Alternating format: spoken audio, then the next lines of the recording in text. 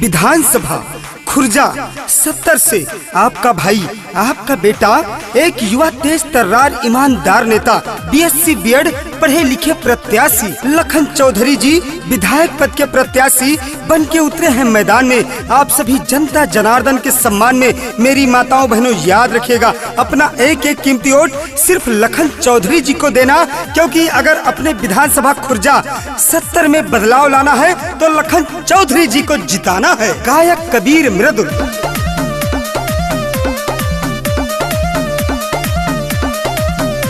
सारी जनता के चहेते हैं, ये हर गरीब के बेटे हैं,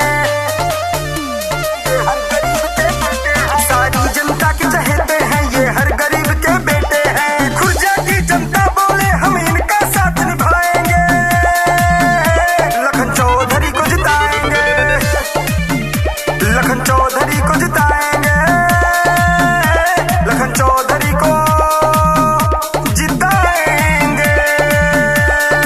विधानसभा खुर्जा की जनता ने मिलकर ये ठाना है, अब की बार लखन चौधरी जी को अपना विधायक बनाना है, क्योंकि वादा नहीं विकास करेंगे, जन जन का सम्मान करेंगे, झूठे वादे नहीं करेंगे, ये कहना है। विधानसभा 70 खुर्जा से कर्मठ जुझारू संघर्षशील युवा उम्मीदवार लखन चौधरी जी का मेरी माताओं बहनों याद रखिएगा, अपना एक एक कीमती वोट सिर्फ लखन चौधरी को देना है और अपना विधायक सिर्फ लखन चौधरी को बनाना है। अपने क्षेत्र में विकास की गंगा बहाना है, क्योंकि जब आप सभी देंगे साथ तभी होगा आपके क्षेत्र खुर्जा 70 का विकास।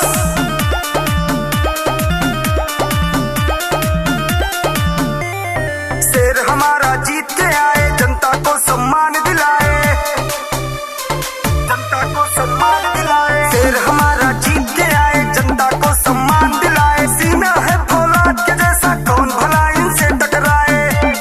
बोल रही है क्षेत्र की जनता, हम माला पहनाएंगे, लखन चौधरी को जिताएंगे, लखन चौधरी को जिताएंगे, लखन चौधरी को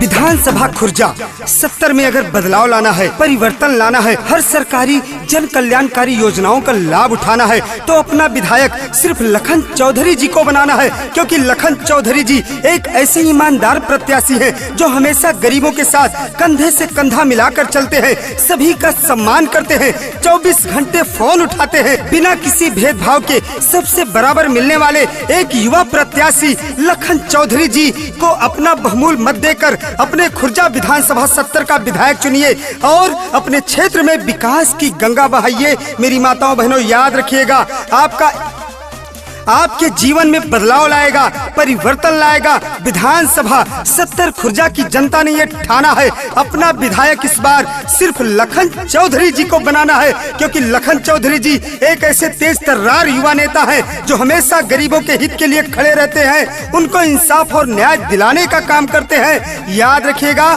आपका भाई, आपका बेटा, 24 घंटे आपके सुख और दुख का साथी लखन चौधरी। रहे हमेशा जलवा जारी, बातों में इनके दमदारी, बातों में इनके दमदारी। रहे हमेशा जलवा जारी, साथ में इनके जनता सारी, जो कहते करके हैं दिखाते, बातों में इनके दमदारी। बब्बर शेर है लखन चौधरी, विजयी तिलक लगाएंगे, इनको विधायक बनाएंगे, लखन